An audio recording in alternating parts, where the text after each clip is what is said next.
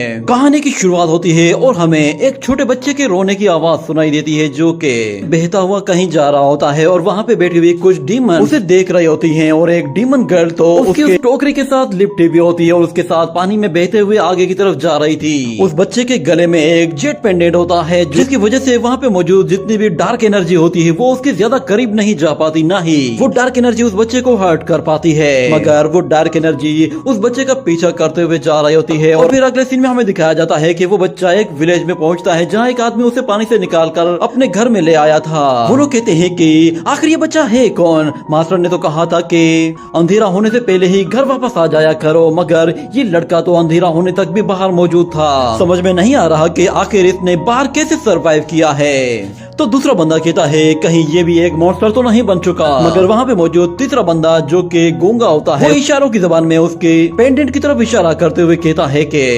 जरा इसे देखो।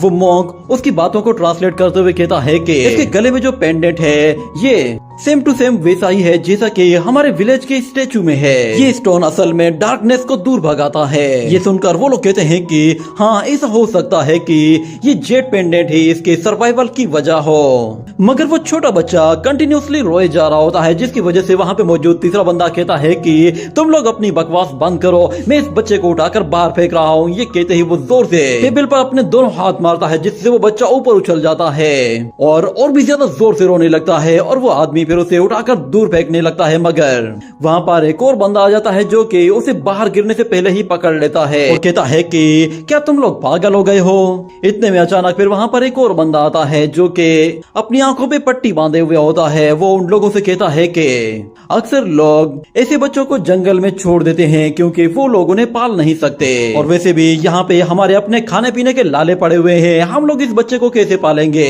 बेहतर यही है कि इसे किसी और को देकर आओ। मगर वहाँ पे मौजूद वो मास्कमैन कहता है कि क्यों ना मैं इसे अपने किसी जहरीले इंसेक्ट से कटवा लूं तो ये यहीं पे ही खत्म हो जाएगा।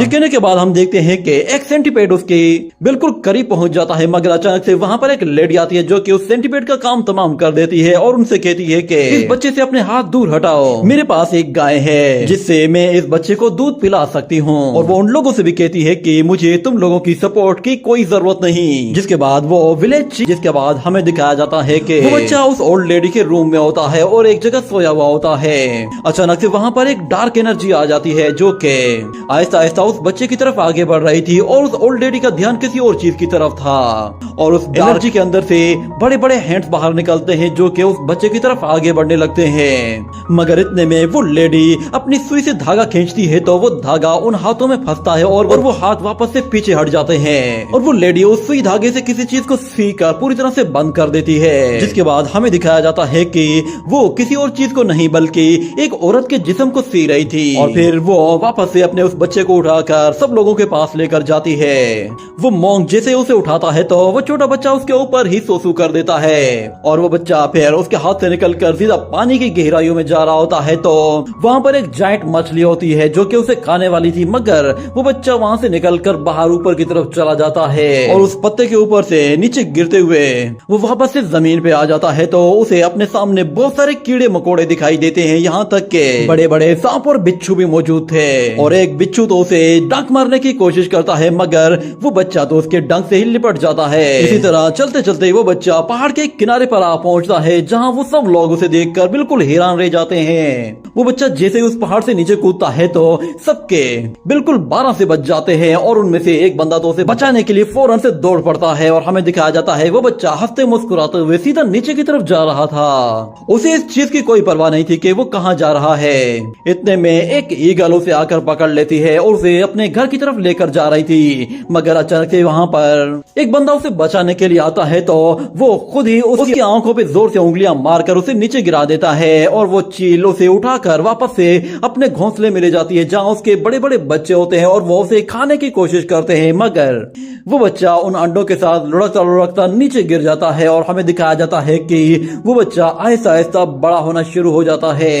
वक्त गुजरने के साथ साथ उसकी एज बढ़ जाती है और वो जैसे ही नीचे गिरता है तो उसकी पीठ पे बंधी हुई बास्केट उसके मुंह पे आकर गिरी थी, जिसके बाद वो वापस से उसे सेट करता है और देखता है कि वो तो मॉन्स्टर फॉरेस्ट के बिल्कुल बीचों बीच खड़ा है, जहाँ पर चारों तरफ उसके मॉन्स्टर ही मॉन्स्टर मौजूद हैं। वो वहाँ से एक नेचुरल हर्ब लेता है और फौरन से 9 तो 11 हो जाए एक स्टेचू के सामने आकर खड़ा हो जाता है। वो स्टेचू दिखने में ही उसे काफी ज्यादा डरावना लगता है। जैसे ही उसके सामने छांव हो जाती है तो अचानक वहाँ पर कुछ अजीब सी हरकत होने लगती है, जिस पर उसे काफी डर लगने लगा था, क्योंकि पास में पड़े हुए जितने भी पत्थर थे वो सारे के सारे हवा में ऊपर आ गए थे। ये देखकर वो बिल्कुल सरप्राइज हो जाता है। पत्थरों को जैसे ही हल्का सा पुश करता है तो वो पत्थर बगैर किसी ग्रेविटी के आसपास मूव करने लगते हैं, और जैसे ही बादल वहाँ से हटते हैं और सूरज की रोशनी उस स्टैचू पर पड़ती है तो वो ग्रेविटी बिल्कुल नॉर्मल हो जाती है और सारे पत्थर नीचे गिर जाते हैं। ये देखकर किन्मो बहुत ज्यादा डर जाता है और वापस से वहाँ से भागकर दूर निकल जाता है। और अगले सीन में हमें दिखाया जाता है कि वो वहाँ पे मौजूद एक जायंट स्टैचू के फेस के ऊपर चढ़ रहा होता है, जो कि एक पहाड़ से भी ज्यादा ऊंचा था। मगर किन हार मानने वाला नहीं था, वो उसके ऊपर चढ़ जाता है, मगर वो पत्थर किसी चीज से टकराते हैं और गायब हो जाते हैं। और दूसरी तरफ हमें दिखाया जाता है कि किन्मो वो वहीं पर ही बैठे बैठे सो जाता है, जिसके बाद अंधेरा हो जाता है तो वहाँ पर एक जायंट फेस अपीयर होता है, जिसकी सिर्फ एक ही आंख दिखाई देती है। और जैसे ही किन की आंख खोलती है तो वो अपने घर में मौजूद होता है। उसे होश में आता देखकर वो सब लोग बिल्कुल खुश हो जाते हैं और कहते हैं कि तुम्हारा दिमाग तो ठीक है, हम लोगों ने तुम्हें कुछ हर्ब्स लेने के लिए भेजा था और तुम बाहर जाकर सो गए थे। क्या तुम्हें दिखाई नहीं देता कि बाहर कितना अंधेरा होने वाला था? नेक्स्ट टाइम ऐसी गलती की तो तुम्हारा घर से बाहर जाना बंद, तुम्हारी मदर भी फिर तुम्हें नहीं बचा पाएगी। और फिर अगले सीन में हमें दिखाया जाता है कि किन्मो अपनी ग्रैंड मदर और विलेज चीफ से कहता है कि आप लोग कहते हैं कि जब डार्कनेस होगी तो उस डार्कनेस में कोई बहुत ही खतरनाक चीज हमारी तरफ आगे बढ़ती है, जो कि हमें जिंदा चबा सकती है। क्या आप बता सकते हैं कि आखिर वो सब क्या चीजें हैं? तो विलेज चीफ उससे कहता है कि वो जो कुछ भी है हमें उससे कोई लेना देना नहीं, बस हमें इतना मालूम है कि वो हमारे लिए खतरनाक है और जब तक हमारे विलेज में वो स्टोन स्टेचू मौजूद है तब तक वो सारी की सारी डार्क सोल्स हमारे विलेज में एंटर नहीं होंगी। फिर किन्मो कहता है कि आखिर उन स्टोन्स में ऐसा क्या है? तो फिर विलेज चीफ कहता है कि हमारे डाशू विलेज की बहुत सारे सीक्रेट्स हैं, तुम उन्हें जानने की कोशिश ना करो तो ही अच्छा है, क्योंकि उन्हें जानने के चक्कर में तुम अपनी लाइफ बिला वजह में ही गवा बैठोगे। ये सुनकर किन्मो कहता है कि अच्छा ठीक है, तो फिर मैं वापस से नेचुरल हर्ब जमा करने के लिए जा रहा हूँ। तो फिर उसकी ग्रैंड माँ कहती है कि तुम डार्कनेस होने से पहले ही घर वापस आ जाना। उसके जाते ही वो ग्रैनी कहती है कि पिछले कुछ सालों में मैंने नोट किया है कि उसकी अवेकनिंग के कोई भी साइन शो नहीं हो रहे। ऐसा लग रहा है कि जैसे वो शायद कल्टीवेशन के लिए पैदा नहीं हुआ है। पता नहीं वो ऑर्डिनरी लोगों की तरह कैसे जिंदगी गुजारेगा। तो फिर ग्रैंडपा कहता है कि ऑर्डिनरी लोग वो सिर्फ और सिर्फ कुछ साल तक ही जिंदा रह पाते हैं। और वो मास्क मैन कहता है कि अगर वो ऑर्डिनरी इंसान की तरह जिंदगी गुजारेगा तो वो डाशू विलेज में कैसे सरवाइव कर पाएगा, क्योंकि ये जगह बहुत ही ज्यादा खतरनाक है। और हाँ, अगर तुम चाहती हो कि उसकी अवेकनिंग कंप्लीट हो जाए तो फिर तुम्हें 4 स्पिरिट ब्लड्स की जरूरत पड़ेगी और उसके बाद तुम्हें उस पर पूरा फोकस करना होगा। अगले सीन में हमें दिखाया जाता है कि किन गाय के ऊपर बैठकर बांसुरी बजाते हुए जंगल की तरफ निकल जाता है। अचानक वो देखता है कि जैसे जैसे अंधेरा होने लगा है तो वहाँ पे मौजूद क्रीचर्स और मॉन्स्टर्स वहाँ से भागने लगे हैं। ये देखकर वो काफी ज्यादा सरप्राइज होता है और कहता है कि आखिर इस डार्कनेस में क्या है। ये कहने के बाद वो उस स्टैचू की तरफ देखता है, मगर अचानक से वो गाय बिल्कुल आउट ऑफ कंट्रोल हो जाती है और भागना शुरू कर देती है, जिस पर किन कहता है कि न्यू ये क्या कर रहे हो तुम, वापस आ जाओ। मगर वो गाय रुकने का नाम ही नहीं लेती और दौड़ते हुए वहाँ से दूर जाने की कोशिश करती है। तो उसके पीछे जाते जाते अचानक से उससे आकर टकरा जाता है, मगर जैसे ही वो खड़ा होता है तो अचानक से उसे किसी की आवाज सुनाई देती है जो कि उसे मदद के लिए पुकारती है। ये देखकर किन परेशान हो जाता है कि यहाँ पे तो कोई भी नहीं, फिर मुझे मदद के लिए कौन पुकार रहा है। जब वो उस गाय की तरफ देखता है तो उसे पता चलता है कि ये आवाज तो उस गाय की तरफ से आ रही है। वो न्यू से कहता है कि क्या ये तुम हो जो मुझसे बातें कर रही हो? तो फिर वो गाय उससे कहती है हाँ, तुम्हें मेरे ही दूध से पाल पोस कर बड़ा किया गया है, इसलिए मैं तुम्हारी हाफ मदर हूँ। मगर फिलहाल मुझे तुम्हारी मदद की जरूरत है, तुम मुझे बचा सकते हो। तो किन कहता है मैं तुम्हें कैसे बचा सकता हूँ। तो फिर वो गाय कहती है कि मेरे सिर के ऊपर एक नीडल लगी हुई है जिससे मुझे बहुत ज्यादा तकलीफ होती है, क्या तुम उसे मेरे सिर से निकाल सकते हो।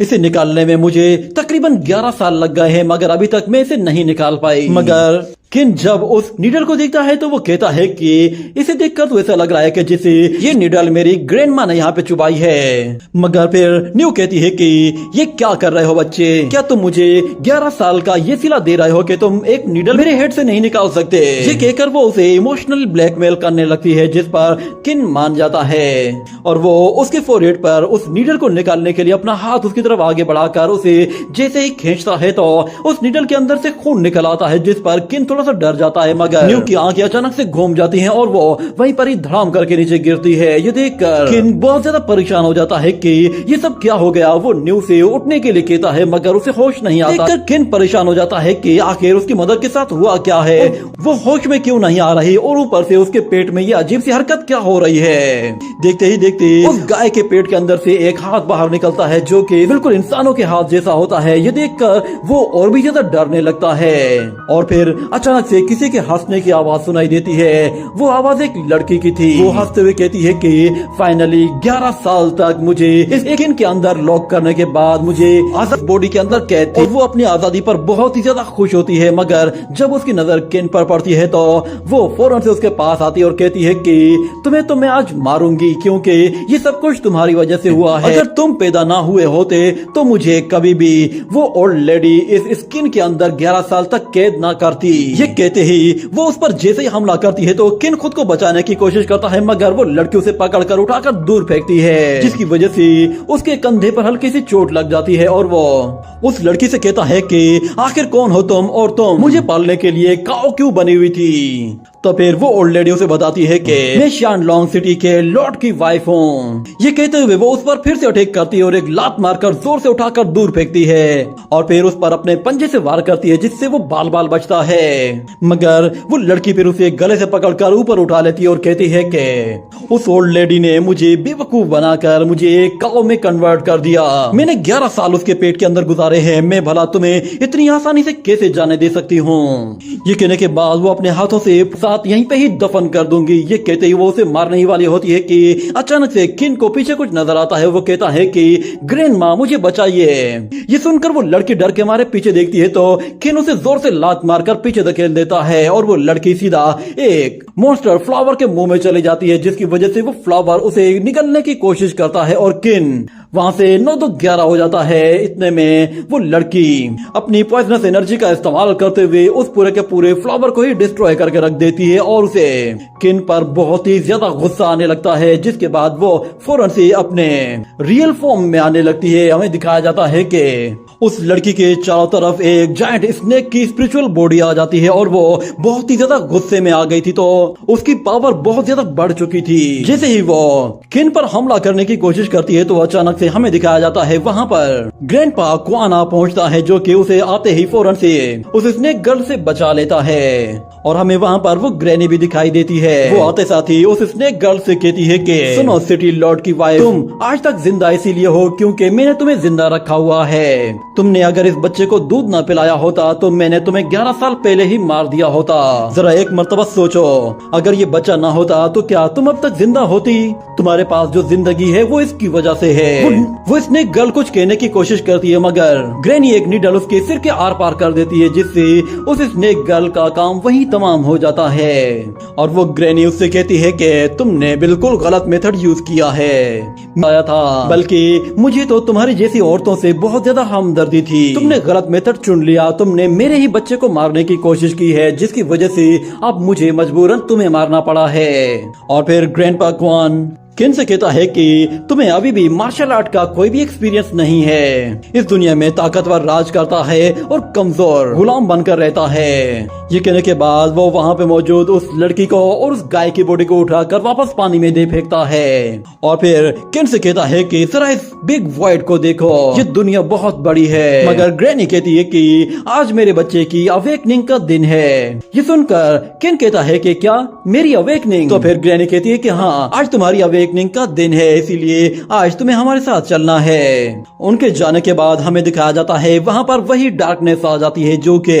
पानी में पड़ी हुई उन दोनों डेड बॉडीज को पूरी तरह से जलाकर राख कर देती है। उनकी सिर्फ और सिर्फ हड्डियां ही रह जाती हैं और वो डेड बॉडी फिर तैरते तैरते दूर पानी में कहीं और चली जाती है, जहाँ पे हमें कुछ और कल्टीवेटर्स को दिखाया जाता है। वो लोग उस डेड बॉडी को देखते हुए कहते हैं कि मॉन्स्टर्स हर जगह फैले हुए हैं और वो डाशू विलेज वो पूरी तरह से बुराइयों से भरा हुआ है। ये कहने के बाद वो उस लड़की की डेड बॉडी को निकालकर वापस पानी से बाहर फेंकता है और कहता है कि इस ड्रेस को देखकर लग रहा है कि ये लड़की कोई अमीर घर की थी और यहाँ पे जियाओ लॉन्ग सिटी ही करती होगी, क्योंकि इसकी पर्सनैलिटी और के पास मौजूद सामान से ऐसा लग रहा है कि इस लड़की को किसी ने अपनी नीडल्स चुभाकर कंट्रोल करने की कोशिश की है और ये काम किसी और का नहीं बल्कि सिर्फ और सिर्फ टियानमो का होगा। ऐसा लग रहा है कि जैसे वो सब के सब लोग यहाँ पे आसपास कहीं छुपे हुए हैं। वो अपने सारे साथियों से कहता है कि सब लोग मुझे फॉलो करो, हम लोग फौरन से डाशू विलेज की तरफ जाएंगे और उन सबको खत्म कर देंगे। ये कहने के बाद वो लोग फौरन से आगे निकलते हैं और इसी के साथ ये एपिसोड यहीं पे ही एंड हो जाता है।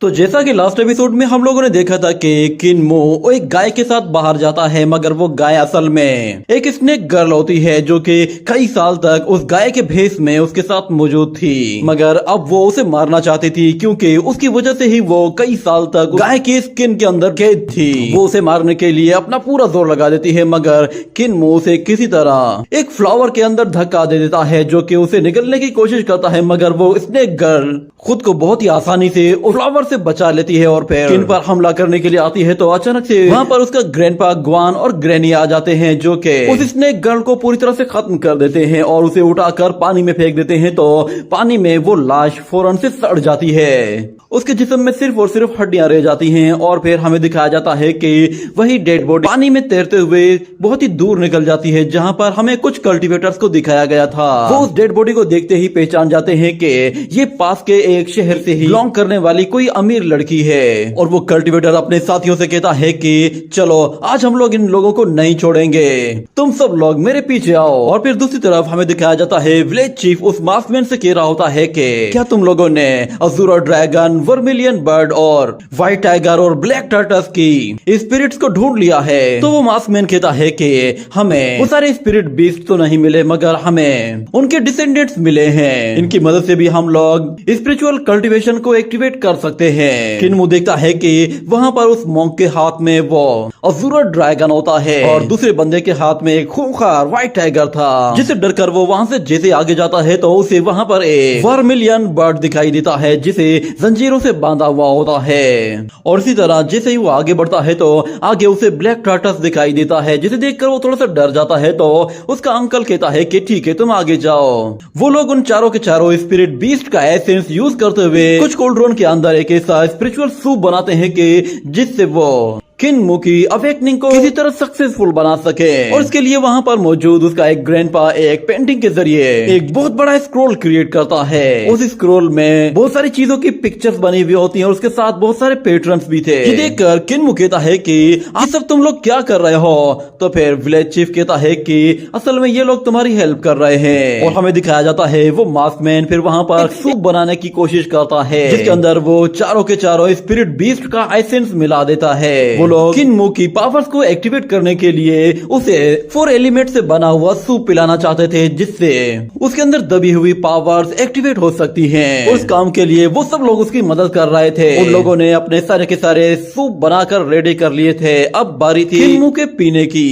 और विलेज चीफ कहता है कि किन मेरी बात सुनो, अब वक्त आ गया है कि तुम भी अपनी पावर्स को एक्टिवेट करो। हर इंसान की बॉडी में 7 ऐसे पॉइंट्स होते हैं कि जिनकी मदद से वो अपनी न्यू अवेकनिंग को एक्टिवेट कर सकता है। 5th को लिंक्ड आई कहा जाता है और 6th को कॉम्बिनेशन और 7th को heavenly star life and death कहा जाता है। ये सारे के सारे पॉइंट्स असल में ह्यूमंस की बॉडी में नेचुरली कुछ लेयर्स के अंदर कवर्ड होते हैं। इन्हें कल्टीवेट करके अनकवर किया जाता है, मगर इन्हें अनकवर करना इतना आसान नहीं है। हर लेवल को अचीव करने के लिए तुम्हें एक ब्रेक थ्रू करना होगा। यूँ समझ लो कि तुम्हारी बॉडी के अंदर ऐसे बहुत सारे ट्रेजर छुपे हुए हैं जिन्हें तुमने बारी बारी ढूंढना है। और तुम्हारे ग्रैंडपा ने तुम्हारे लिए एक स्पेशल सूप बनाया है जो कि 4 अलग अलग स्पिरिट बीस्ट के ब्लड से बना हुआ है। तुम इस सूप को पीकर अपने उस गॉड ट्रेजर को एक्टिवेट कर सकते हो। याद रखना कि अगर तुमने इस सूप को पीकर अपनी अवेकनिंग एक्टिवेट ना की तो फिर तुम एक ऑर्डिनरी इंसान बनकर रह जाओगे और तुम्हारे अंदर जो छुपी हुई कल्टीवेशन से तुम उन्हें अचीव नहीं कर पाओगे। कुछ लोग तो ऐसे खुशकिस्मत होते हैं कि उनके अंदर पैदाइशी कल्टीवेशन लेवल्स अपने आप ही अनलॉक हो चुकी होती हैं, मगर बाकी के लोग ऐसे होते हैं कि जिन्हें उस कल्टीवेशन के लिए ब्रेक थ्रू करना पड़ता है। और हम तुम्हारे नो मास्टर्स हैं। हमारा टैलेंट बाकी नॉर्मल लोगों के मुकाबले में बहुत ही ज्यादा है, क्योंकि हम लोग तो पैदा ही कल्टीवेशन के लिए हुए हैं। इसीलिए हम लोगों ने अपनी शुरुआत कल्टीवेशन से बहुत पहले ही कर दी थी, जिसके बाद अब हम लोग उसके बिल्कुल पीक पे आ चुके हैं। मगर किन्मू कहता है कि क्या मैं भी इस तरह एक्स्ट्राऑर्डिनरी बन सकता हूँ? तो वो लोग उसे कहते हैं कि हाँ, तुम भी बिल्कुल हमारे जैसे बन सकते हो, मगर उसके लिए तुम्हें अपने ओन प्रेशर पॉइंट्स को एक्टिवेट करना होगा जो कि तुम्हारी बॉडी के अंदर मौजूद है। उसके लिए तुम्हें ये सूप पीना होगा, ये तुम्हारी इसमें मदद करेगा। उसके बाद तुम भी मेरी तरह बिल्कुल एक असुर ड्रैगन को भी समन कर सकते हो। और फिर एल्डर लाउजी कहता है कि जरा मेरे वर्मिलियन बर्ड की स्पिरिट को देखो। और तीसरा मास्टर कहता है इनसे अच्छी तो मेरी ब्लैक टर्टस स्पिरिट है। जब तुम अपनी वाइटल स्पिरिट को एक्टिवेट कर लोगे तो तुम भी हमारी तरह ही अपने एक पर्सनल बीस्ट को समन कर पाओगे जो कि हर वक्त तुम्हारी लड़ाई में मदद कर सकता है। और फिर उसका ग्रैंडपा ग्वान कहता है कि ग्रैनी के पास व्हाइट टाइगर है। ये सुनते ही ग्रैनी फौरन से अपनी स्पिरिट शो करती है, जिससे अंकल ग्वान डर जाता है और वो मास्क मैन उन लोगों से कहता है कि सूप रेडी है। यहाँ पर टोटल 4 एट्रीब्यूट्स हैं जो कि तुम्हारी वाइटैलिटी को एक्टिवेट कर सकते हैं। क्योंकि टोटल होते ही 4 एलिमेंट्स हैं, तो इसीलिए हम लोगों ने तुम्हारे लिए 4 एलिमेंटल सूप बनाए हैं। इन्हें पीने के बाद तुम्हारे अंदर जो भी ब्लड लाइन मौजूद है वो फौरन से एक्टिवेट हो जाएगी। बस उसे तुम्हें थोड़ी देर के लिए रिफाइन करना होगा, उसके बाद सब कुछ ओके हो जाएगा। मगर किन्मू को वो सूप देखकर ही उल्टी आने लगती है। वो उससे कहता है कि ग्रैंडपा, इस सूप से तो मुझे इतनी गंदी स्मेल आ रही है, मैं इसे आखिर कैसे पीऊंगा? मगर वो लोग उसे समझाते हैं कि तुम्हें अपनी अवेकनिंग के लिए एक छोटी सी कुर्बानी तो देनी ही पड़ेगी। ये सुनकर किन्मू एक कप उठाता है और उसमें सारा सूप पी जाता है। और सब लोग उसे गौर से घूर घूर कर देखते हैं कि उसके अंदर कौन सी वाइटैलिटी पावर एक्टिवेट होती है। हम देखते हैं कि किन्मू को एक जोरदार लाइटनिंग का झटका लगता है। ये देखकर वो लोग समझ रहे थे कि शायद इसके अंदर एक अज़ूरा ड्रैगन स्पिरिट है, मगर वो लाइटनिंग के झटके भी उसे उसकी अवेकनिंग में कोई मदद नहीं कर पाते। तो ग्रैनी कहती है कि हो सकता है तुम्हारे अंदर व्हाइट टाइगर स्पिरिट हो। ये कहते हुए वो उसे व्हाइट टाइगर स्पिरिट का सूप पिलाती है, मगर व्हाइट टाइगर सूप पीते ही उसका तो गला ही जैसे बंद हो जाता है। उसकी सांसें रुकने लगती हैं और वो चिल्लाना शुरू कर देता है, यानी कि ये स्पिरिट भी काम नहीं आई। और फिर उसका अंकल मौजियांग कहता है कि चलो, मुझे मालूम है तुम्हारे अंदर आग मौजूद है, तो तुम एक वर्मिलियन बर्ड बनोगे। ये कहने के बाद वो उसे जैसे ही अपना वर्मिलियन बर्ड सूप पिलाता है तो वो सूप इतना गर्म होता है कि किन्मू अपने मुंह से आग उगलने लगता है और कहता है कि ग्रैंडपा, ये बहुत गर्म है। और फिर आखिर में बारी आती है उसके उस अंकल की जो कि अंधा होता है और कहता है मैं जानता था कि इसके अंदर ब्लैक टर्टस स्पिरिट है, क्योंकि ये लास्ट स्पिरिट बची थी तो सब लोगों को पूरा यकीन था कि किन्मू के अंदर तो बस यही स्पिरिट बची है, तो यही इसकी स्पिरिट होनी चाहिए। मगर वो सूप पीते ही उसे अचानक से पेट में दर्द होने लगता है, जिस पर वो कहता है कि ये क्या है, तुम लोगों ने मुझे जहर तो नहीं दे दिया? और ग्रैंडपा माउजियान कहता है इसका मतलब फिर ये है कि ये लड़का एक नॉर्मल इंसान है। तो ग्रैनी कहती है कि हम सब लोग बूढ़े हो गए हैं, अगर हम लोग मर गए तो फिर ये लड़का यहाँ पर एक दिन भी सरवाइव नहीं कर पाएगा। और फिर वो मॉन्क कहता है कि मेरे ख्याल से हमें इसे कहीं ऐसी जगह भेज देना चाहिए जहाँ इसके जैसे ही लोग रहते हों। और इसके लिए अंकल मोजियान को गुस्सा आ जाता है और वो कहता है कि तुम इसे बाहर भेजना चाहते हो? क्या तुम चाहते हो कि हम इसे अपने दुश्मनों का निवाला बना दें? अगर ये बाहर गया तो बाहर हमारी मदद के बगैर तो ये पल भर भी जिंदा नहीं रह सकता। मगर वो मॉन्क उसे पीछे पुश करता है और कहता है कि अच्छा तो फिर बताओ कि हमें इसके साथ क्या करना चाहिए। किन्मू उन्हें आपस में लड़ने से रोकने की कोशिश करता है, मगर वो लोग उसकी बात नहीं मानते। और किन्मू कहता है कि प्लीज आप लोग लड़ना बंद करें, मैं आप लोगों को मरने नहीं दूंगा, ना ही मुझे कुछ होगा। इतने में अचानक विलेज चीफ वो कहता है कि ये तो बहुत ही अच्छी बात है। ये सुनकर वो सब लोग हैरान हो जाते हैं कि विलेज चीफ ये कैसी बातें कर रहा है। और फिर ग्रैनी कहती है कि विलेज चीफ क्या कहना चाहते हो, आखिर क्या अच्छा है? तो फिर विलेज चीफ उन्हें बताता है कि असल में किन्मू की बॉडी एक खास बॉडी है। इसके पास एक साथ चारों स्पिरिचुअल पावर्स होंगी, ऐसी पावर्स जो कि आज तक किसी ने भी अचीव नहीं की। यूँ समझ लो कि इसके पास एक डिवाइन बॉडी है जिसे कल्टीवेट कर पाना इतना आसान नहीं होता। ये सुनकर वो सब लोग खुश हो जाते हैं और कहते हैं कि क्या वाकई में इसके पास कोई डिवाइन बॉडी है? वो पेंटर मास्टर कहता है मैंने तो आज तक इस तरह की बॉडी के बारे में नहीं सुना, शायद विलेज चीफ को ही इसके बारे में मालूम होगा। तो फिर विलेज चीफ कहता है इस बॉडी को नॉर्मल स्पिरिट बीस्ट के ब्लड से कल्टीवेट नहीं किया जा सकता। हमें लिंक्ड आई कल्टीवेशन को एक्टिवेट करने के लिए 4 ट्रू स्पिरिट बीस्ट चाहिए होंगे। तुम लोग फौरन से उन चारों के चारों स्पिरिट बीस्ट को पकड़ना शुरू करो। हम लोग कल से ही इसकी अवेकनिंग के लिए काम शुरू कर देंगे। जैसे जैसे स्पिरिट ब्लड पीता जाएगा इसकी कल्टीवेशन आहिस्ता आहिस्ता एक्टिवेट होती जाएगी। ये सुनकर वो ग्रैनी कहती है कि ये तो बहुत ही अच्छी बात है। वो किन्मू से कहती है कि तुम बेफिक्र हो जाओ, हम लोग कल से ही तुम्हारे लिए स्पिरिट बीस्ट को पकड़कर लाना शुरू करेंगे। और अंकल मोजियन भी कहता है कि बेफिक्र हो जाओ बच्चे, तुम्हारी अवेकनिंग तो हम करके रहेंगे, अब बस तुम सब कुछ हमारे ऊपर ही छोड़ दो। और वो मास्क मैन कहता है कि ठीक है, तो फिर मैं भी इसके लिए सूप्स बनाना रेडी करूंगा और इसकी अवेकनिंग के लिए जितनी हो सकेगी मदद करूंगा। और इस तरफ ग्रैनी कहती है कि मेरे बच्चे को कहीं ज्यादा खिला पिलाकर मोटा मत कर देना। और हमें दिखाया जाता है अचानक से वो मास्क मैन किसी सोच में पड़ जाता है, जिसके बाद अगले सीन में हमें दिखाया जाता है कि वही मास्क मैन विलेज चीफ से कहता है कि मैंने आज तक अपनी जिंदगी में किसी भी ऐसी डिवाइन बॉडी के बारे में नहीं सुना।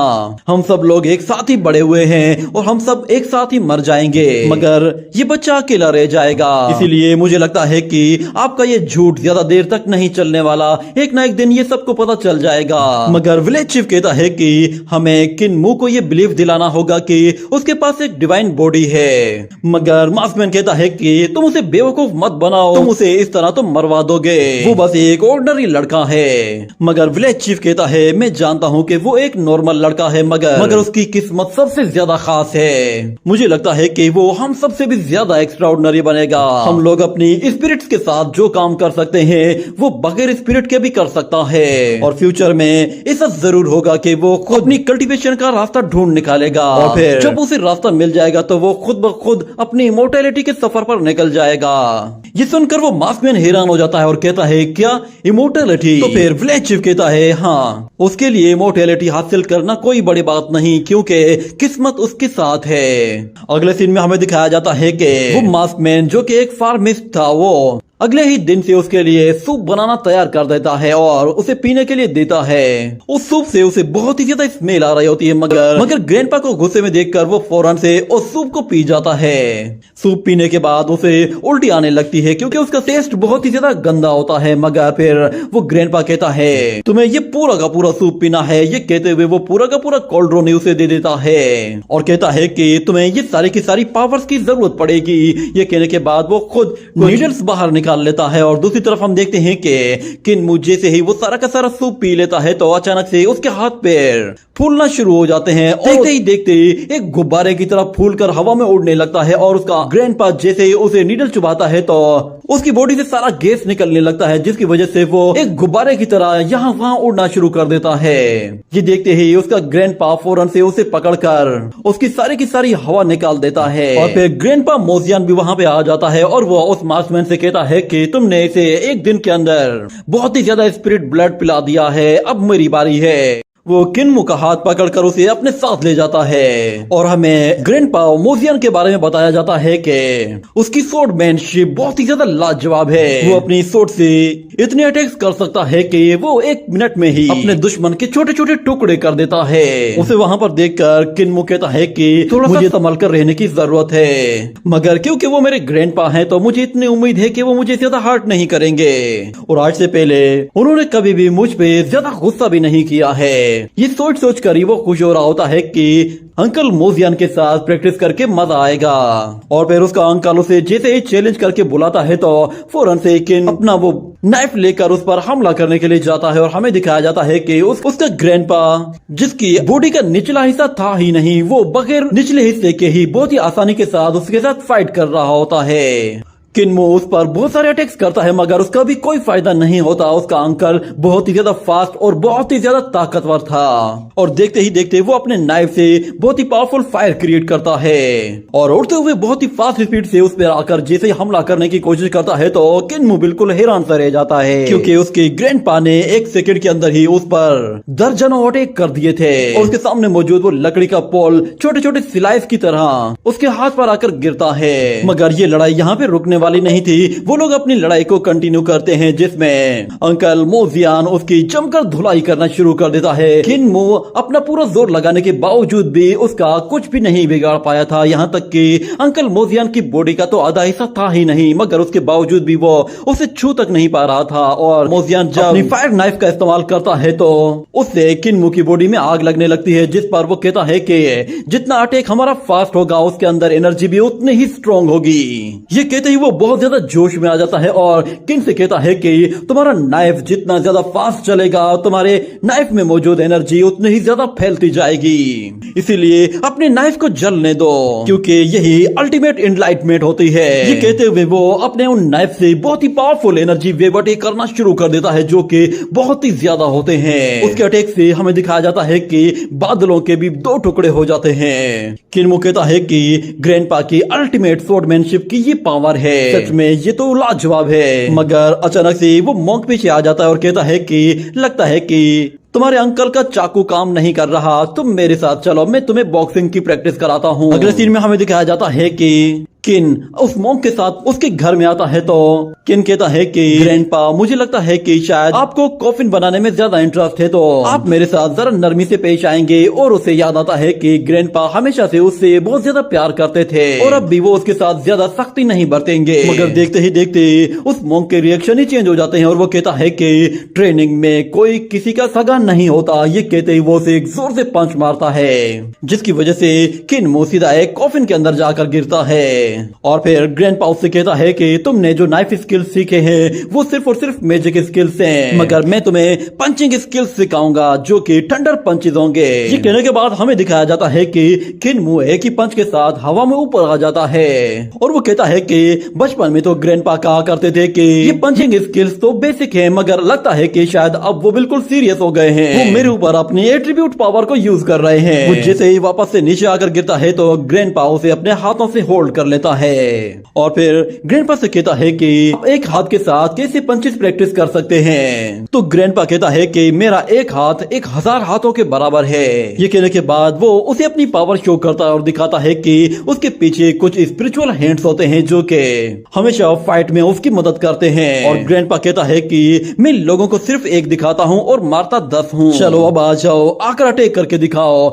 ये सुनते ही किन्मो जोश में आकर उस पर हमला करने के लिए जाता है और जोरदार पंच खाता है और फिर से वार करता है तो फिर से मार खाता है। उसका ग्रैंडपा उसे थंडर लाइटनिंग के साथ साथ बॉक्सिंग की भी ट्रेनिंग दे रहा होता है मगर इसमें किन्मो को बहुत ज्यादा मार खानी पड़ रही थी। और ग्रैंडपा कहता है कि तुम इन अटैक्स के साथ अपने अपोनेंट की सोल को भी डिस्ट्रॉय कर सकते हो क्योंकि ये स्किल्स हमारी लिमिट से भी बहुत ही ज्यादा हैं। कोई भी ह्यूमन बॉडी या फिर ह्यूमन सोल इन अटैक्स को बर्दाश्त नहीं कर सकती। ये कहते हुए वो उसे मार मार कर उठाकर फिर से बाहर फेंक देता है मगर वो देखता है कि दरवाजे पर तो ग्रैंडपा गुआन खड़ा हुआ है। वो उससे कहता है कि अगर तुम अपने दुश्मन को ना हरा सको तो फिर बहुत ही तेज स्पीड के साथ भागो क्योंकि तुम्हारी लाइफ सबसे ज्यादा जरूरी है। ये कहते ही वो उसे पकड़कर वहां से फौरन से ले जाता है। उसकी स्पीड इतनी ज्यादा फास्ट होती है कि वो मॉन्क देखता है कि वो तो पल भर में ही वहां से बहुत ही ज्यादा दूर निकल गए हैं। और किन्मो कहता है कि अंकल गुआन मेरे सबसे बेस्ट फ्रेंड हैं क्योंकि वो हमेशा से मुस्कुराते रहते हैं और मेरे साथ बहुत ही अच्छे और फ्रेंडली हैं और मुझे हमेशा से यही लगता है कि वो स्माइल इसीलिए करते हैं क्योंकि वो हमेशा खुश रहते हैं। मगर जब से मुझे पता चला है कि उन्होंने अपनी एक स्माइल से ही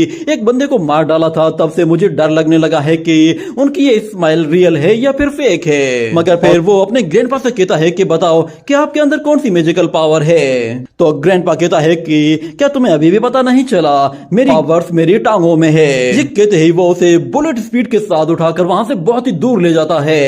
अंकल ग्वान की एक टांग नहीं होती, मगर वो सिर्फ एक टांग के सहारे पर ही बहुत ही तेज रफ्तार के साथ दौड़ सकता है। वो किन से कहता है कि तेज दौड़ने के लिए तुम्हें अर्थ का सहारा लेना चाहिए, जो कि तुम्हें स्ट्रेंथ प्रोवाइड करती है। वो किन्मू से कहता है कि चलो खड़े हो जाओ, अब मुझे तेज स्पीड के साथ भाग कर दिखाओ। यूं समझ लो कि ये पूरी दुनिया बिल्कुल फ्लैट है। ये सुनकर किन्मू हैरान हो जाता है और कहता है सब कुछ फ्लैट है, ये कैसे हो सकता है? तो ग्रैंडपा उसे एक छोटा सा डेमो दिखाता है और कहता है कि तुम चाहो तो दीवार पे भाग सकते हो, चाहो तो तुम पानी के ऊपर चल सकते हो, और अगर चाहो तो तुम आसमानों में उड़ सकते हो। ग्रैंडपा कहता है कि जब तुम्हें तुम्हारी अपनी ही आवाज सुनाई ना दे तो समझ जाना कि तुमने स्पीड को अचीव कर लिया है। ये देखकर किन बहुत ज्यादा हैरान होता है कि ग्रैंडपा सिर्फ अपनी एक टांग के सहारे ही इतना फास्ट दौड़ सकते हैं, तो अगर उनकी दूसरी टांग होती तो उनकी स्पीड क्या होती? पता नहीं उनकी दूसरी टांग किसने काटी है। और वो उस मोंक के बारे में कहता है कि उनके पंचेस बहुत ही ज्यादा पावरफुल है, फिर भला उनका वो हाथ किसने काटा है? और दूसरी तरफ ग्रैंडपा मौजियान वो स्वॉर्ड स्किल्स में तो माहिर हैं, फिर भला उनकी हाफ बॉडी को किसने कट किया है? आखिर इनका दुश्मन कौन है जो कि इन्हें मारना चाहता है?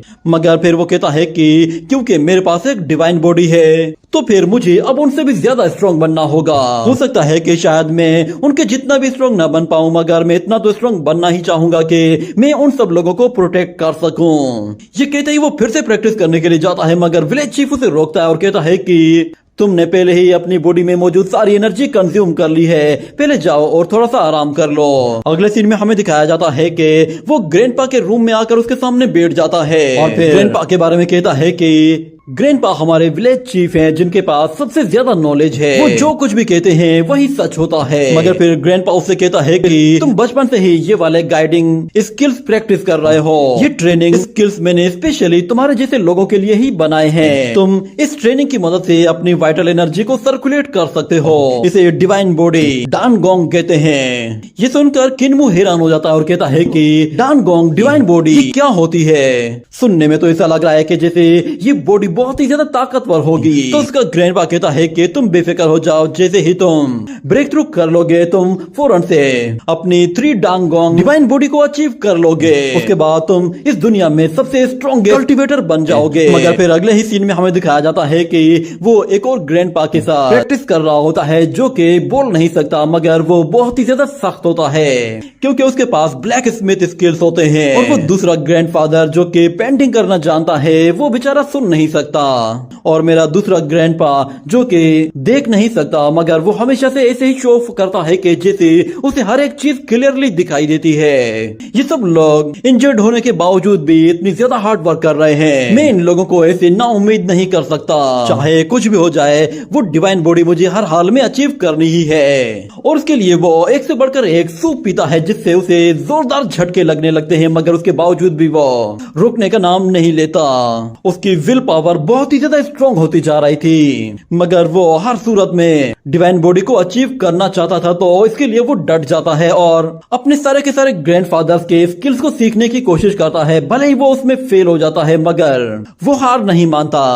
अगले सीन में हमें 2 डीमन गर्ल्स को दिखाया जाता है जो कि किन्मू और उसके ग्रैंडफादर को देखते हैं। वो दोनों जंगल में अकेले प्रैक्टिस करने के लिए आए हुए होते हैं। किन जैसे ही हमला करने के लिए ग्रैंडपा की तरफ आगे बढ़ता है तो उसका ग्रैंडपा एक ही स्टिक के साथ उसे चारों शाने छेद कर देता है। और दूसरी तरफ किन्मू को अब इसमें और भी ज्यादा मजा आने लगा था। वो स्किल्स को और अपने दिन काउंट करना शुरू कर रहा होता है। उसने जहां जहां जो जो कमी की थी वो उस कमी को पूरा करने की कोशिश करना शुरू कर देता है। और वो मास्कमैन विलेज चीफ से कहता है कि आपने जो ऐसे डिवाइन स्किल्स सिखाए हैं, मुझे लगता है कि ये एंशिएंट टाइम के स्किल्स हैं। ये कहने के बाद वो लोग अपने रूम में चले जाते हैं और ग्रैंडपा कहता है कि उसकी बॉडी में कोई भी वाइटल एट्रीब्यूट है ही नहीं, इसीलिए मैंने उसे सबसे सिंपल और सबसे बेसिक टेक्निक सिखाई है। तो वो मास्कमैन कहता है कि अगर वो ऐसी ही बेसिक टेक्निक सीखेगा तो फिर वो यहाँ पर सरवाइव कैसे करेगा? उसके लिए तो कोई भी स्किल अचीव करना नामुमकिन हो जाएगा। तो ग्रैंडपा कहता है कि हाँ, मुझे भी यही लगता था, मगर मैंने देखा है कि वो कम उम्र में ही रिफ्लेक्शन स्किल्स को सीखता जा रहा है और हर दिन वो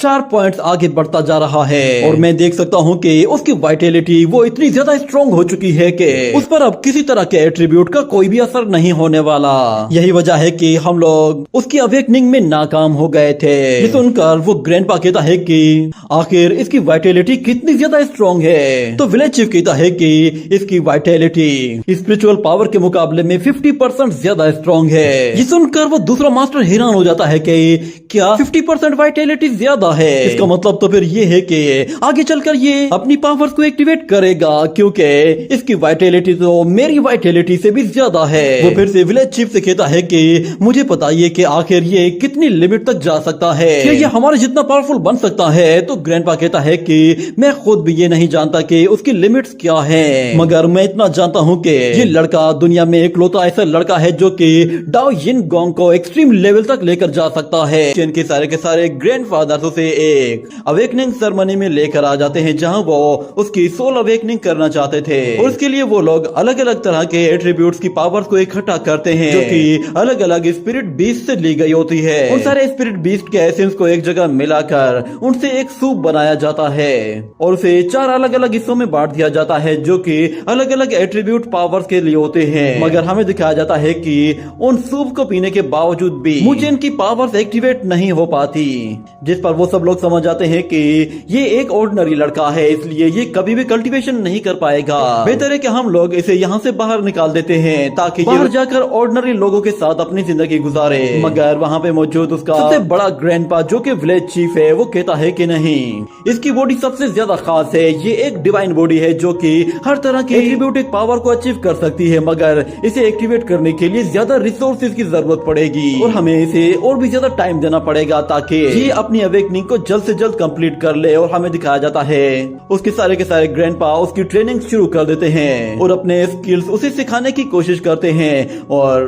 विलेज चीफ कहता है कि मैं जानता हूँ ये लड़का एक ऑर्डिनरी लड़का है, मगर मैं देख रहा हूँ कि ये बहुत ही तेजी के साथ अपग्रेड हो रहा है। हमें दिखाया जाता है मुचेन एक जगह कल्टीवेशन कर रहा होता है और वो कहता है कि ग्रैंडपा के सिखाए हुए मेथड की मदद से मैं बहुत ही तेजी से ग्रो कर रहा हूँ। मुझे फील हो रहा है कि मेरी बॉडी पहले के मुकाबले में ज्यादा बेहतर हो गई है, मेरे अंदर पहले के मुकाबले में और भी ज्यादा वाइटैलिटी आ गई है, मगर मैं नहीं जानता कि मुझे ये कल्टीवेशन किस लेवल तक लेकर जानी है। आखिर इसकी कोई लिमिट तो होगी जिसके बाद मेरी अवेकनिंग होगी। वो वहीं पे ही लेट कर अभी ये सब कुछ सोच रहा होता है, मगर अचानक उसे ग्रेने की आवाज सुन। टेलर तो सिर्फ और सिर्फ कपड़े सीते हैं ना, क्या आप मुझे सिर्फ कपड़े सीना सिखाएंगी? मगर उसकी मदर अजीब से एक्सप्रेशन देते हुए कहती है कि आज मैं तुम्हें एक स्पेशल ड्रेस बनाना सिखाऊंगी। जिसके बाद वो उससे कहती है कि हर लिविंग बीइंग के 2 अलग अलग क्लॉथ होते हैं। पहली ड्रेस को हम लोग अपनी सोल की मदद से अपनी अपीयरेंस के लिए मेंटेन करते हैं और दूसरी टेक्निक को कहते हैं सोल अटैचिंग टेक्निक, जिसमें हम लोग किसी भी जानवर या फिर किसी लिविंग बीइंग की स्किन को अपनी बॉडी के साथ अटैच कर सकते हैं। इसे शेडो टेक्निक भी कहते हैं। ये सुनकर मुचेन कहता है कि शेडो टेक्निक, ये तो नाम से ही बड़ी खतरनाक लग रही है। उसकी ग्रैनी कहती है कि चलो आ जाओ, आज मैं तुम्हारे लिए स्पेशल ड्रेस बना देती हूँ। अगले सीन में हमें दिखाया जाता है कि एक तालाब के पास एक हिरन खड़ा हुआ होता है जो कि वहाँ पे पानी पी रहा था। ग्रैनी मुचेन के साथ वहाँ पर आती है और उसे कहती है कि अब बिल्कुल खामोशी से यहाँ पर बैठना, मगर उस हिरन को उन लोगों की आवाज सुनाई देती है जिस पर वो अलर्ट हो जाता है और वो अपनी बॉडी को फौरन से ट्रांसपेरेंट बनाकर खुद को अपने दुश्मनों से बचाने की कोशिश करता है और वहाँ पे पानी के पास में ही एक जगह जाकर बैठ जाता है। और फिर ग्रैनी उससे कहती है कि पहला स्टेप है सोल फिक्सिंग। ये कहने के बाद वो हल्का सा ब्लड सीधा उस पानी की तरफ भेजती है जहाँ पे हिरन का शेडो दिख रहा होता है। वो उस शेडो के जरिए उस हिरन को पूरी तरह से कंट्रोल कर लेती है और हमें दिखाया जाता है कि वो हिरन फौरन से उस पानी से बाहर अपीयर हो जाता है। जिसके बाद मुचेन उसके पास आता है और वो उसे टच करता है तो वो कहता है कि इसे हुआ क्या है, ये हिल क्यों नहीं रहा।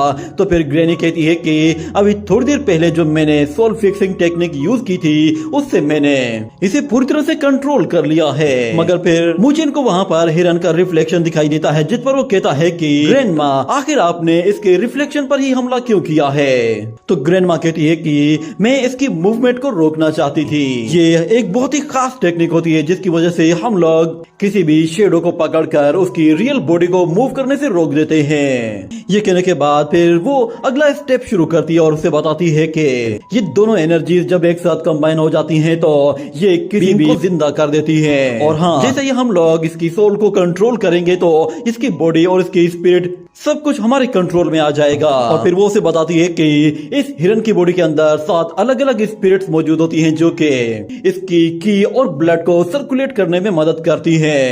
एक मर्तबा तुमने 3 सोल और 7 स्पिरिट को कंट्रोल कर लिया तो उससे तुम किसी भी बॉडी को कंट्रोल कर सकते हो और फिर तुम जो भी चाहो उस क्रीचर के साथ वो कर सकते हो। तुम समझ रहे हो ना मैं तुम्हें क्या समझाने की कोशिश कर रही हूँ? तो फिर मुचेन कहता है कि हाँ मैं ये सारी बातें नोट कर रहा हूँ। और फिर ग्रैनी कहती है कि चलो अब कपड़े बनाने की बारी आ गई है। ये कहने के बाद वो फौरन से वो ब्लड थ्रेड्स के जरिए उस पानी के अंदर मौजूद उस शेडो को बाहर निकाल कर ले आती है और कहती है कि हमें इस शेडो को इसकी रियल बॉडी से अलग करना है। ये देखकर मुचेन बिल्कुल हैरान से रह जाता है और दूसरी तरफ ग्रैनी कहती है कि अब इस शेडो को हम लोग फौरन से नए ड्रेस में ट्रांसफॉर्म करेंगे। ये कहने के बाद वो फौरन से अपने उन ब्लड थ्रेड्स को उस शेडो के अंदर घुसा देती है और देखते ही देखते वो सारे के सारे ब्लड थ्रेड्स उस पूरे के पूरे हिरन को कवर कर लेते हैं और वो ग्रैनी जैसे ही अपनी एनर्जी का इस्तेमाल करती है तो वो पूरे के पूरे शेडो को एक ड्रेस में ट्रांसफॉर्म कर देती है। ये देखकर मुचेन बिल्कुल हक्का बक्का रह जाता है और कहता है ये जबरदस्त है। क्या वाकई में ग्रैनी की पावर्स इतनी खास हैं कि वो किसी भी चीज की स्किन से एक नई ड्रेस बना सकती है। और फिर हम देखते हैं कि वो ग्रैनी उस हिरन की स्किन से बनी हुई ड्रेस को फौरन से मुचेन की बॉडी पर पहना देती है और कहती है कि जब भी तुम कभी बाहर जाओ तो इस तरह की स्किन पहनकर जाया करो। वो स्किन पहनकर मुचेन को बहुत ही ज्यादा अच्छा फील हो रहा होता है मगर फिर अचानक वो फील करता है कि जैसे उसकी बॉडी में कुछ हलचल होने लगी है। वो ग्रैनी से कहता है कि उस हिरन का क्या हुआ, क्या वो अब बगैर शेडो के रहेगी, उसे इसमें कोई प्रॉब्लम तो नहीं होगी? तो ग्रैनी कहती है कि हम लोगों ने बस उसका शेडो उससे लिया है इसलिए उसे इसमें कोई खास प्रॉब्लम नहीं होने वाली। बस मैं ये नीडल निकाल दूं तो ये फ्री हो जाएगी। ये कहते ही वो अपनी नीडल जैसे ही निकालती है तो वो हिरन आजाद हो जाता है और फौरन से वहां से चला जाता है।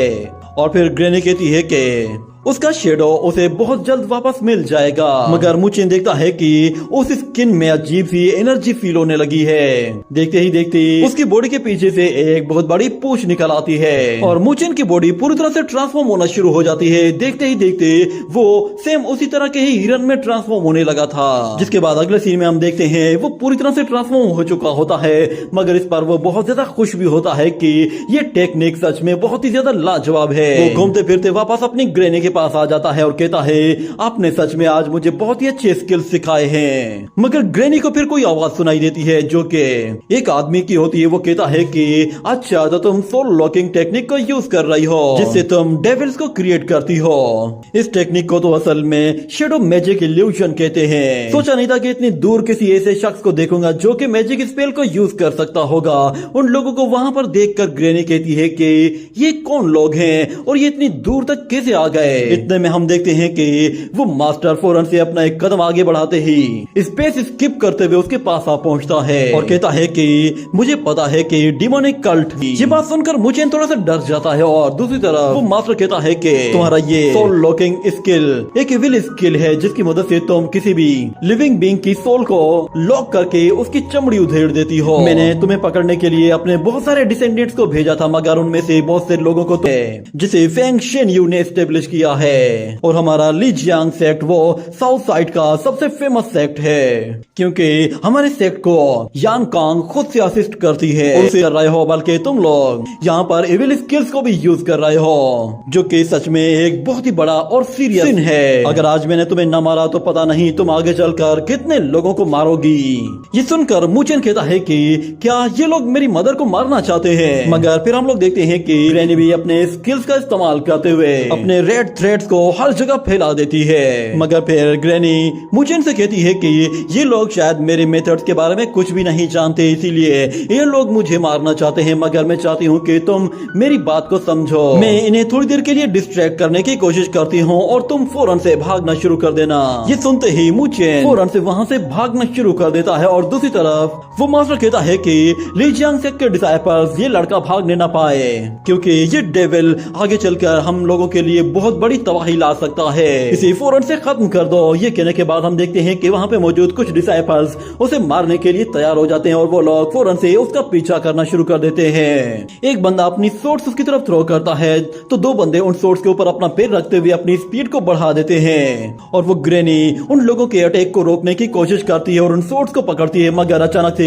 वहाँ पे मौजूद एक बंदा अपनी वाटर टेक्निक की मदद से उसकी थ्रेड टेक्निक को बीच में ही रोक देता है। दूसरी तरफ मुचेन वहाँ से भागकर दूर निकल जाता है। इतने में वहाँ पे खड़ा हुआ वो मास्टर उस ग्रैनी से कहता है कि डीमन, तुम्हारी इतनी हिम्मत, तुम हमारे मौजूदगी में हमारे डिसाइपल्स पर हमला करने की कोशिश कर रही हो। मगर फिर ग्रैनी कहती है कि मैंने बहुत ही लंबे टाइम से प्रैक्टिस नहीं की। ये तुम लोग चाहते हो कि मैं तुम लोगों की चमड़ियां उधेड़ कर अपने कपड़े बनाऊं। ये कहते ही वो अपनी नीडल्स निकाल लेती है और कहती है कि ठीक है तो फिर आ जाओ तुम लोग। ये सुनते ही वो सारे लोग उस पर एक साथ ही टूट पड़ते हैं और इस तरफ हमें दिखाया जाता है मुचेन बहुत ही तेजी से भाग रहा होता है और उसके पीछे कुछ लोग उसे पकड़ने की कोशिश कर रहे होते हैं। मगर मुचेन एक नदी के सहारे तेजी से भागता वो जा रहा था और कुछ लोग नदी के ऊपर भाग रहे थे और कुछ उसके दूसरी साइड पे थे। उन लोगों को वहाँ पर भागता वो देखकर मुचेन कहता है कि अच्छा, तो ये लोग ग्रैंडपा मुआन की तरह पानी पर भाग सकते हैं। अगर मैं ऐसे ही इस पानी के साथ भागता रहा तो ये लोग मेरा रास्ता रोक लेंगे।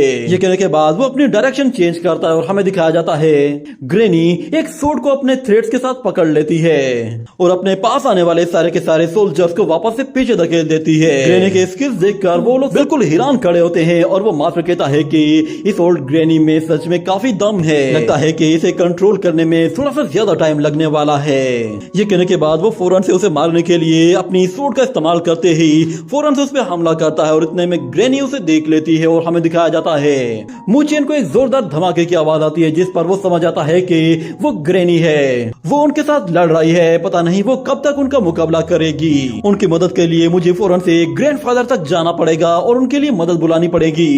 इतने में उसे दिखाई देता है कि वहाँ पर बहुत सारे हिरन मौजूद हैं जो कि सेम टू सेम बिल्कुल उसके ही जैसे हैं। वो कहता है कि मेरे पीछे आने वाले ये दो वॉरियर थोड़े से स्लो हैं, मेरे पास यहाँ पे अच्छा मौका है, मैं यहाँ से निकल सकता हूँ। तक नहीं पहुँच पा रहा था। इतने में फिर उनका सीनियर अचानक से उसके बेहद करीब पहुँच जाता है और जैसे उसे पकड़ने वाला होता है तो मुचेन झाड़ियों के अंदर घुस जाता है, जिसकी वजह से वो खुद को बचा लेता है क्योंकि झाड़ियों के दूसरी तरफ बहुत सारे हिरन मौजूद होते हैं और वो उनके बीच में ही मिक्स हो जाता है। ये देखकर वो लोग कंफ्यूज हो जाते हैं और कहते हैं कि वो यहीं कहीं मौजूद होगा। हम लोग देखते हैं कि मुचेन उनके बीच में ही मौजूद था और दूसरी तरफ वो लोग कहते हैं कि वो यहाँ से भागकर नहीं जाना चाहिए। उन लोगों का सीनियर कहता है कि उस लड़के को मारना है तो इन सबको खत्म करना होगा। ये कहने के बाद वो एक एरो का इस्तेमाल करते ही एक हिरन को वहीं पे ही मार डालते हैं। ये देखते ही बाकी सारे हिरन बहुत ज्यादा डर जाते हैं और घबराकर यहाँ वहाँ भागना शुरू कर देते हैं और उनके साथ मुचेन भी भागने लगता है। मगर वहाँ पे मौजूद जितने भी सोल्जर्स होते हैं वो सारे के सारे हिरन को चारों तरफ से कवर कर लेते हैं और अपने स्वॉर्ड स्किल्स के साथ उन्हें एक एक करके मारना शुरू कर देते हैं। मगर अभी भी मुचेन उनसे खुद को बचा रहा होता है और दूसरी तरफ ऊपर से एरोस की बारिश हो रही होती है और चारों तरफ से लोग स्वॉर्ड स्किल्स का इस्तेमाल कर रहे थे, जिसकी वजह से वहाँ पर बहुत ही ज्यादा खून खराबा होता है। मगर मुचेन किसी तरह अपने आप को बचाकर वहाँ से निकलने में कामयाब हो जाता है और कहता है कि ये लोग हमें डीमंस कह रहे थे और ये यहाँ पे कत्लेआम कर रहे हैं। इतने में अचानक एक एनर्जी वेव अटैक उसके पास से होकर गुजरता है जो कि उसके फेस को हल्का सा टच कर जाता है और इतने में वो लड़की देख लेती है कि असल में यही लड़का है जो कि हमसे भाग रहा है। वो लोग उसे पकड़ने के लिए फिर से उसका पीछा करते हैं तो मुचेन वहाँ से बहुत ही फास्ट स्पीड के साथ भागना शुरू कर देता है, जिस पर वो लोग कहते हैं कि ये अब यहाँ से भागना नहीं चाहिए। वहाँ पे मौजूद लड़की अपनी सोर्ड निकालती है और उसे फौरन से अपने एक सिल्क थ्रेड के साथ जोड़ लेती है और उसे जैसे ही मुचेन पर थ्रो करती है तो मुचेन उसके अटैक से बच जाता है। मगर दूसरी तरफ वो लड़की उसी सोर्ड को वापस से डाइवर्ट कर देती है और उस पर एक और मर्तबा वार करती है, मगर इस मर्तबा भी वो बचकर निकल जाता है और मुचेन को वो सोर्ड दिखाई देती है, जिस पर वो कहता है कि असल में ये लड़की अपनी सोर्ड को किसी भी डायरेक्शन से मूव कर सकती है, जिसका मतलब है कि ये मेरे लिए और भी ज्यादा खतरे की बात है। वो सोर्ड और वो लड़की दोनों ही उसके पीछे पड़े हुए होते हैं, मगर किसी तरह मुचेन अपने आप को अभी भी उन सोर्ड अटैक से बचा रहा था। और फिर दूसरी तरफ हम देखते हैं कि वो सोर्ड जैसे ही मुचेन के बिल्कुल पास से होकर गुजरती है तो उसे दिखाई देता है कि उस सोर्ड के साथ एक सिल्क थ्रेड जुड़ा हुआ है, जिस पर वो समझ जाता है कि ये सोर्ड अपने आप हवा में कैसे मूव कर रही है। मगर अचानक एक वॉरियर उसे एक जोर से लात मारकर उठाकर दूर फेंक देता है। मुचेन देखता है कि वहाँ पे मौजूद जितने भी हिरन हैं वो सारे के सारे मारे जा चुके हैं, अब उसके पास भागने का भी कोई रास्ता नहीं। इतने में एक वॉरियर उस पर जैसे ही सोर्ड से अटैक करता है तो मुचेन उससे भी बच जाता है और वो लड़की अपनी सोर्ड के साथ उस पर एक के बाद एक वार करना शुरू कर देती है, मगर वो उसके मल्टीपल अटैक्स से भी खुद को आसानी से बचा लेता है। यहाँ पर उसका लक बहुत ही ज्यादा अच्छा चल रहा था क्योंकि वो सब लोग एक साथ ही हमला कर रहे थे। मुचेन अभी भी उन सोर्ड से खुद को आसानी से बचाते हुए कहता है ये बॉडी मेरे लिए बहुत बड़ी मुसीबत बना रही है। अगर मैं अपनी रियल बॉडी में होता तो शायद मैं और भी ज्यादा फास्ट स्पीड के साथ निकल जाता, क्योंकि मेरी रियल बॉडी इस बॉडी से ज्यादा फ्लेक्सिबल है। मेरे पास भागने का बस अब सिर्फ एक ही मौका है, मुझे इस स्किन से निकलना होगा। ये कहने के बाद वो अपने सामने उस लड़की को देखता है। वो सोडरे करने के लिए पूरी तरह से तैयार खड़ी थी और जैसे ही मोचेन उसकी तरफ से भागते हुए ऊपर से कूदता है तो वो लड़की अपनी सोड के साथ उसकी स्किन को काट देती है, जिस पर उसे लगा कि शायद इसका काम तमाम हो जाएगा, मगर उस स्किन के अंदर से मोचेन बाहर निकल आ जाता है, जिस पर वो लड़की भी बिल्कुल हैरान सी रह जाती है और मोचेन फिर वहां से बहुत ही तेजी से भागने लगता है और वो लड़की अपनी सोड उसके ऊपर थ्रो करती है और हमें दिखाया जाता है उसके साथी उसे कहते हैं कि अरे वाह क्या निशाना है। हमें दिखाया जाता है कि वो सोड मोचेन के बिल्कुल पास आकर गिरी थी और उससे बचने के लिए वो रेंगते हुए वहां से निकलकर फिर से भागने लगता है और वो लड़की अपने साथियों से कहती है कि मेरी सोड वाइटेलिटी वो इतनी ज्यादा स्ट्रॉन्ग नहीं है। और इस तरफ मोचेन उसको देख रहा होता है कि वो कौन सी टेक्निक को यूज करने वाली है और वो लड़की कहती है कि मेरा ये सिंगल थ्रेड इसके खिलाफ बिल्कुल भी काम नहीं आने वाला, लगता है कि मुझे अपने कुछ एडवांस स्किल्स को यूज करना पड़ेगा। ये सुनकर उसका सीनियर हंसते हुए कहता है कि लगता है कि तुम अपने स्किल्स को इस लड़के के ऊपर आजमाना चाहती हो। तो वो लड़की कहती है कि क्या कहते हो, मैं ये यूज करना चाहती हूँ। तो फिर उसके बराबर में खड़ा वो लड़का कहता है कि चलो ठीक है। वो अपने पीठ पे बंधे हुए उस बॉक्स को बाहर निकालता है जिसके अंदर बहुत सारी सोर्ड्स होती है। वो लड़की अकेले ही फिर उन सारी की सारी सोर्ड्स को अपनी फिंगर्स के जरिए कंट्रोल करते हुए उनसे मोचेन पर हमला करना शुरू कर देती है, जिस पर मोचेन भी और भी ज्यादा परेशान हो जाता है कि ये लड़की एक टाइम पर इतनी ज्यादा सोर्ड्स को एक साथ इस्तेमाल कैसे कर रही है। मैं इन लोगों को यहाँ से बाहर नहीं ले जा सकता, वरना ये लोग विलेज में किसी को भी नुकसान पहुंचा सकते हैं। लगता है कि मुझे इन लोगों को एक बहुत ही खतरनाक जगह पर लेकर जाना पड़ेगा। इतना कहने के बाद वो तेजी से एक और डायरेक्शन की तरफ जाने लगता है, मगर पीछे खड़ी हुई वो लड़की उस पर जैसे ही हमला करती है तो वो हमला सीधा उसके पैरों पर जाकर लगता है, तो वो वहीं पे ही गिर जाता है और इतने में एक दूसरी सोर्ड सीधा उसके सीने पे आके लगती है। मगर हम देखते हैं कि मोचेन की बॉडी में कोई चीज होती है जो कि उस सोर्ड को रोक रही होती है। ये देखकर वो सब लोग बिल्कुल हैरान हो जाते हैं कि आखिर इसके पास ऐसा क्या है। वो लोग फिर से अपनी सोर्ड्स उसकी तरफ थ्रो करने लगते हैं, मगर मोचेन वो उन सोर्ड्स को बहुत ही आसानी से ब्लॉक कर रहा था। ऐसा लग रहा था कि जैसे उसकी बॉडी तो लोहे की बनी हुई हो। मगर एक वॉरियर कहता है कि इसने अपनी बॉडी के नीचे कोई आर्मर छुपाया हुआ है। और इस तरफ फिर मोचेन कहता है कि ग्रैंडपा ने मुझे ये स्किल्स सिखाए थे, उन्होंने मुझे ये आयरन शूज दिए थे जिनका वेट 50 किलो से भी ज्यादा का है। फाइनली ये चीजें आज मेरे काम आ रही हैं। ये कहने के बाद हम देखते हैं कि वो लड़की अपनी मल्टीपल सोर्ड टेक्निक का इस्तेमाल करते हुए सारी की सारी एक साथ ही उसकी तरफ थ्रो कर देती है। और हम देखते हैं मोचेन वो कहता है कि चलो फिर मैं आज तुम लोगों को अपने ग्रैंडफादर्स की फोर्गिंग स्किल्स दिखाता हूँ। ये कहने के बाद वो अपनी बॉडी में अटैच जितने भी फोर्गिंग आर्मर्स होते हैं उन सबको अलग अलग जगह पर भेज देता है और वो सारे के सारे उन सोर्ड से जाकर टकराते हैं, जिसकी वजह से मोचेन खुद को बहुत ही आसानी से उन सोर्ड से बचा लेता है। और वो लड़की कहती है कि ये आर्मर सच में काफी ज्यादा स्ट्रॉन्ग है। वो फौरन से अपनी सोर्ड्स को वापस बुलाकर फिर से उसे थ्रो करती है, तो मोचेन फिर से अपने पैरों के जरिए भी उसे रोक रहा होता है। उसकी बॉडी में लगे हुए आर्मर्स तो बिल्कुल आयरन मैन के सूट की तरह काम कर रहे होते हैं। और वो जैसे ही उस आर्मर को उतार देता है तो वो कहता है कि मेरी बॉडी तो सच में बहुत ही ज्यादा हल्की हो गई है। ये कहने के बाद वो और भी ज्यादा फास्ट स्पीड के साथ दौड़ने लगता है और वो लड़की अपनी सारी की सारी सोर्ड्स को एक साथ ही थ्रो करती है, तो मोचेन उन सोर्ड से बिल्कुल बाल बाल बचता है। पर उसका पैर फिसल जाने की वजह से वो उस दरख्त से नीचे गिरने लगता है, तो वो सारी सोर्ड सीधा उसी की तरफ आ रही होती हैं, जिस पर वो समझ जाता है कि अब वो नहीं बचने वाला। मगर अचानक उसे अपने ग्रैंडपा ग्वान की बात याद आती है। उसके ग्रैंडपा ने कहा था कि तुम बिला वजह में इतना ज्यादा सोचते हो, तुम जहाँ भी हो वो जगह तुम्हारे लिए भागने के लिए बनी है। हर चीज तुम्हारा वेट उठा सकती है, बस तुम अगर ज्यादा स्पीड के साथ भाग सको तो तुम अपने वेट को आसानी के साथ लिफ्ट कर सकते हो। दुनिया में कोई भी चीज ऐसी नहीं है जो कि फ्लैट ना हो, इसलिए तुम हर एक चीज पर भाग सकते हो। ये कहने के बाद वो कहता है कि मैं इस वक्त हवा में हूँ और ये हवा बहुत ही लाइट है, मगर मैं इसमें भाग सकता हूँ। ये कहने के बाद वो उस हवा का ही सहारा लेता है और पलक झपकते ही बिल्कुल छूमंतर हो जाता है। ये देखकर वो लोग बिल्कुल हक के बके रह जाते हैं कि अचानक से ये लड़का तो बुलेट स्पीड से भागने लगा है उसकी स्पीड बढ़ गई तो वो अब बहुत ही आसानी से उन अटैक्स को डॉज कर सकता था। जिसके बाद वो लोग कहते हैं कि ये लड़का सच में बहुत ही फास्ट भाग रहा है, इसका मतलब है कि इसकी वाइटलिटी बहुत ही ज्यादा स्ट्रॉन्ग है। मगर ये कैसे हो सकता है, क्योंकि इसके अंदर कोई भी एट्रीब्यूट पावर नहीं है और ना ही इसने कोई पावर अवेकन की है। मगर उन लोगों का सीनियर कहता है कि ये लड़का तो लिंगटाई माउंटेन के बेहद करीब आ गया है, ये खुद ही यहाँ पे मरने के लिए आया है। जिसके बाद हमें लिंगटाई माउंटेन को दिखाया जाता है। मुचेन सीधा उस माउंटेन के अंदर चला गया था और वो लोग उसे ढूंढते ढूंढते उस माउंटेन के अंदर चले जाते हैं, जहाँ पे बहुत ही ज्यादा अंधेरा होता है। और वो लोग आहिस्ता आहिस्ता आगे बढ़ते हैं तो उन्हें दिखाई देता है कि उस माउंटेन के अंदर तो एक अलग से दुनिया आबाद है। और मुचेन वहाँ पर एक जगह छुप के खड़ा होकर उन लोगों को देख रहा होता है। और इस तरफ वो लोग कह रहे होते हैं कि जरा संभल कर रहना, इस माउंटेन के अंदर कोई भी खतरनाक क्रीचर हो सकता है, इसलिए आगे बढ़ने से पहले खुद को पूरी तरह से तैयार रखना। और दूसरी तरफ हम देखते हैं मुचेन जो कि ऊपर खड़ा हुआ था, वो आहिस्ता आहिस्ता एक साइड पे सरकने लगता है, जिसकी वजह से वो सीधा एक मॉन्स्टर के मुंह में जा पहुंचता है। और वो जैसे ही आंख खोलता है तो मुचेन डर जाता है। और इसी के साथ ही ये एपिसोड यहीं पे ही एंड हो जाता है।